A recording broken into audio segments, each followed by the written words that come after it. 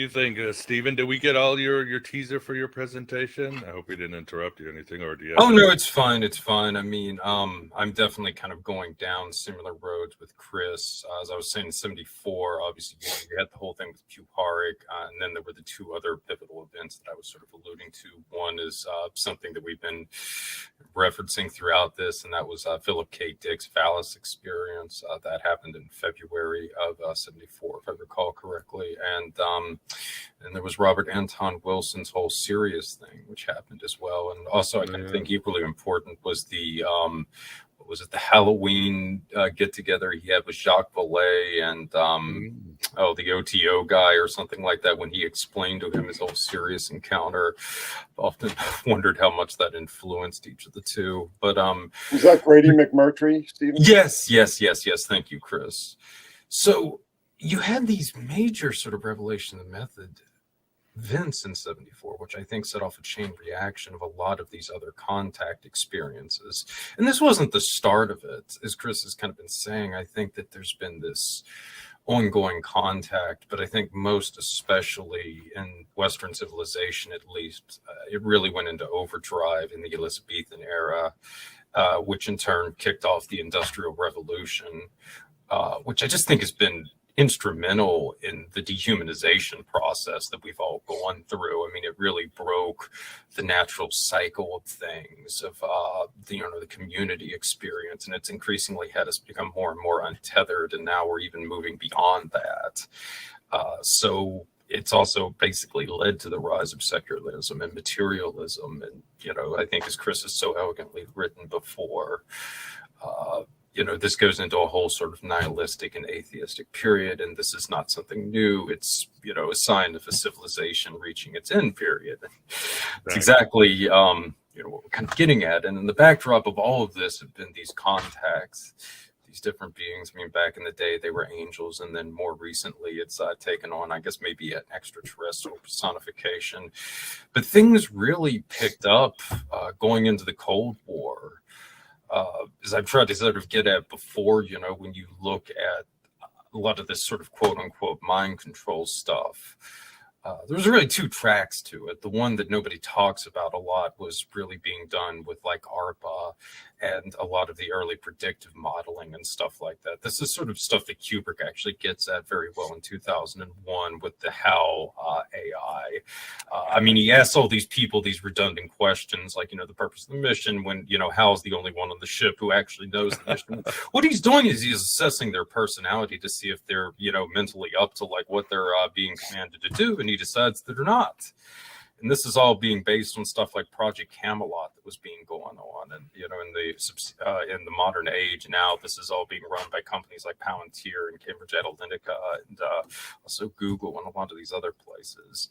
And then conversely, you had the really woo-woo side, which was all of the the artichoke, the MK Ultra stuff, the mass dosing of LSD, doing this over and over again. And there was just really no reason to continue doing it, at least it's been given publicly. Again, I think this was something that Kubrick was getting at throughout like a series of films that he did, starting with Dr. Strangelove up through 2001, and then finally continuing with Clockwork Orange. Yeah, exactly. This was just a whole era where a lot of this stuff, I think, was coming out, and it was being driven by these communications. I mean, I think in a lot of cases you see these technologies that go hand in hand with it, Lucifer's technologies, and they have led to our degradation effectively. And I think that in the long run, we are being pushed towards a future that we are being told that is going to be the next step in our evolution or some such shit. And in the reality, it is leading us towards our own extinction. So that's basically what I'm trying to get at. Quite literally, too. Quite literally. Yeah. Well, for everybody, it really is. There is positive things, but of course, as they always say, there's nothing that's certain at all. And that's, I think, the other important thing that we need to realize. We have choices here. Yeah. Well, as they say, like in AA, you can only make things better once you finally admit you have a problem. Until we're all honest about what's happening in this culture, we ain't gonna find any solutions. And it's a complex grab bag, like Chris was saying. Wanted just to talk a little bit, and then we can get back to the problems and the solutions. Let's see if I can get this right here. Not window. I need yes, it worked. Speaking of technology, but we will be having the solutions at the conference. We will be having, the best part is when actually the presentations are awesome, but last you're sitting around and talking to Chris and Steven and everybody else, that's where the real Gnosis happens. So we will be having a social at this very cool ranch house in a very nice part, wooded area. The house is haunted, but we're going to have an amazing social that Friday night. So check it out. This is brand new, and it's going to be a blast. And if you are a vendor or want to promote one of your books, let me know. For very little, you can reach, between the podcast and the show and the conference, tens of thousands of people if you want to promote work, book, company, whatever. Here are our amazing guests over here. April DeConnick will be talking about Gnosticism and politics. Richard's going to go psychological, talking about the archons working as mental structures. Sarah has great ideas when it comes to the archons as trickster beings. Mitch is going to go with his forte, non-local intelligence, and how the material world is trying to suppress the spiritual world. As always, Chris, he just spoke. He's right here. James True is going to talk some of his new work on, twins and ancient Egyptian mythology. We got Steven Snider. Ivan, he couldn't make it tonight. He's probably going to do a mini workshop on the I Ching and how it can help you. Mitch is going to do a mini workshop. We got some vendors bringing a lot of cool material. I'll probably talk about the archons, but this is our schedule. Things might shift a little, but definitely check it out. The discussion panel is awesome. The social after Friday night is awesome. So yeah, please check it out. As some of you have asked, what about streaming online? We are meeting with the Theosophical Society audiovisual next week, so we're going to try to figure that one out. But I highly suggest you get there in person. It's going to be unforgettable. And the egregores and the exchange of ideas, that's where the magic really happens. Yeah, so so politics uses that one all the time, right? Yeah. Because they're teaching us. We're modeling, we're patterning how to be low consciousness by seeing people say something and then another person go and say, you said this, and then define it for them in a really out of context, lower frequency way. And that's what happens a lot, even on accident, sometimes on purpose with teachings.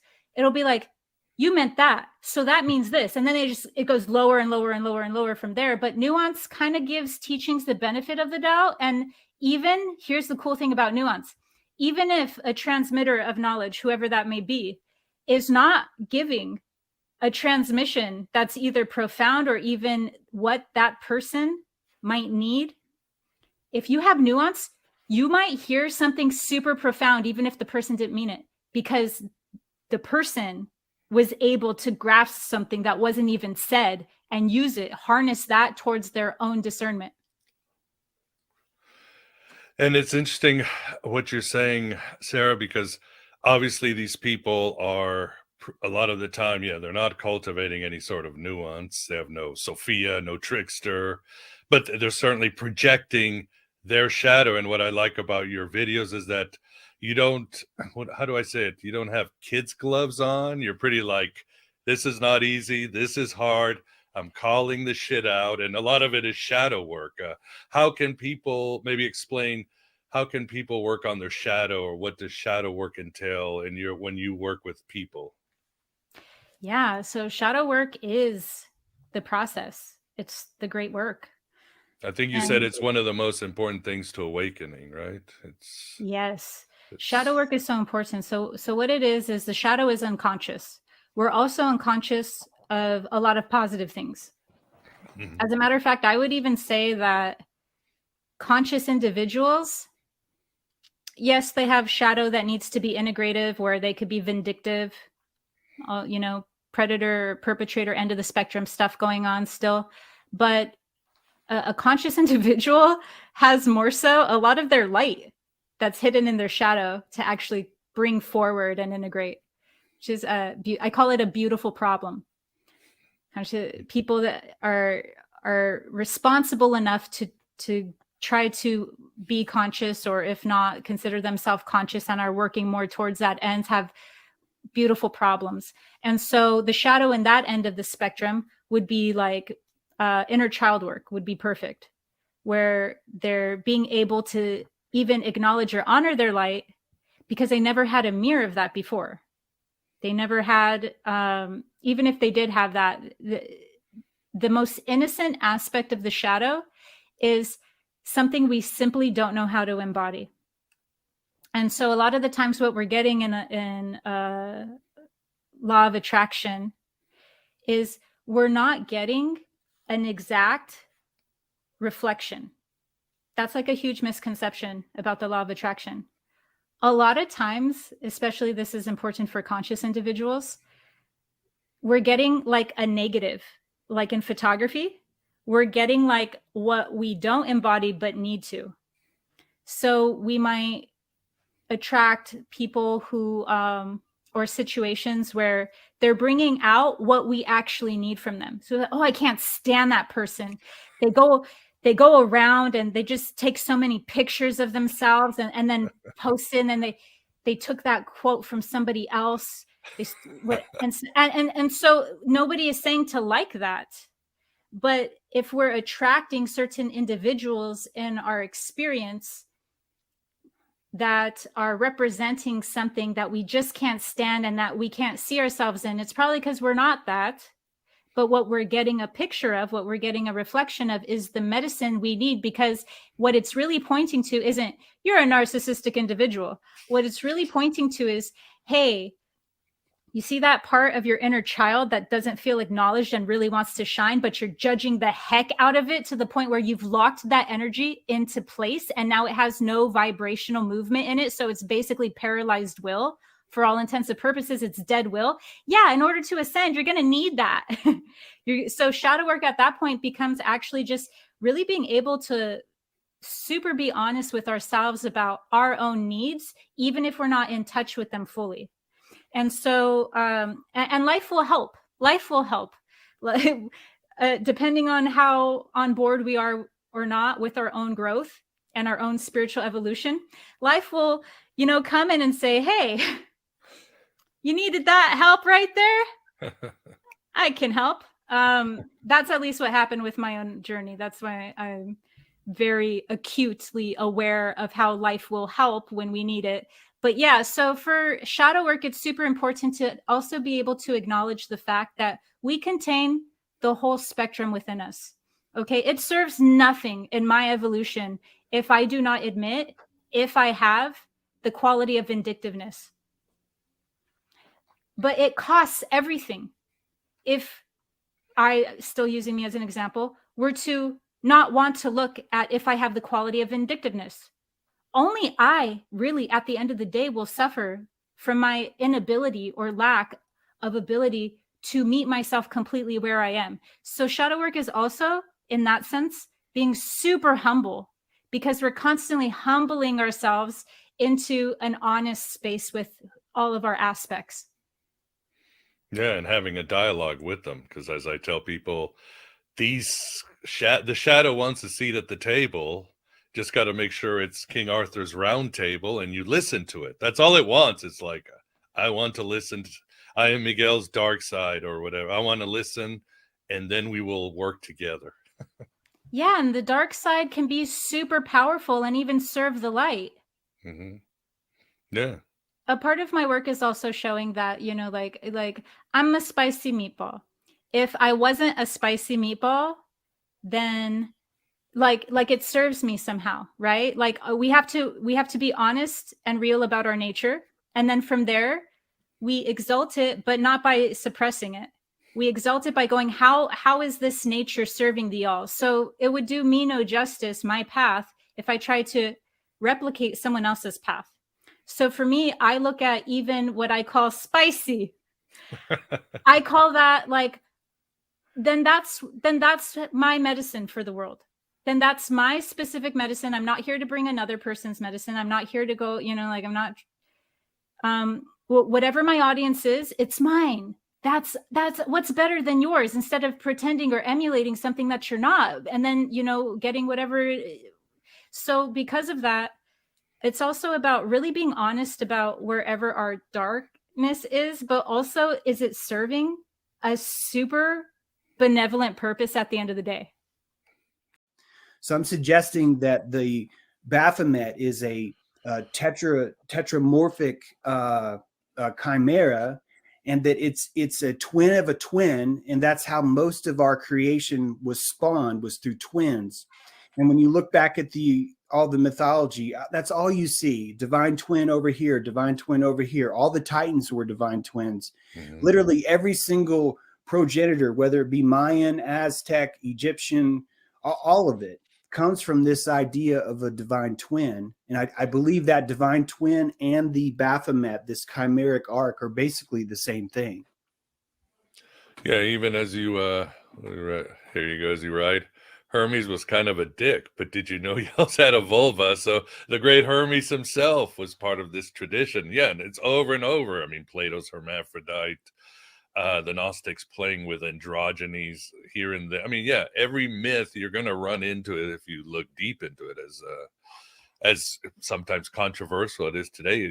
A fact is a fact. It's the basis of alchemy and all that. It's interesting that like Hermes and Mercury aren't actually expressed as male female. They're actually expressed as a horned female. Mm-hmm. Both of these concepts. So basically if you have Aphrodite and you give her horns, think about what that means. The horned Aphrodite. Okay, now certainly you could think about that as she has horns on her head, but think about what else would make her horned. And if she was a hermaphrodite, then her Aphrodite plus horns would give you Hermes. And what is the symbol of Hermes? The female symbol with horns.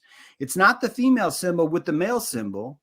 It's different, right? It's the female symbol with horns. That Hermes is the exact same thing as Mercury, of course. It's just, you're just changing languages. So you have Venus with horns is Mercury, right? And Aphrodite with horns would be the Hermes. So the divine hermaphrodite, this primal aedum, which I'm calling it aedum. Think about the ligature of aedam. This primal Adam was actually a hermaphrodite. And the Bible even tells you this. It even tells you this. Yeah.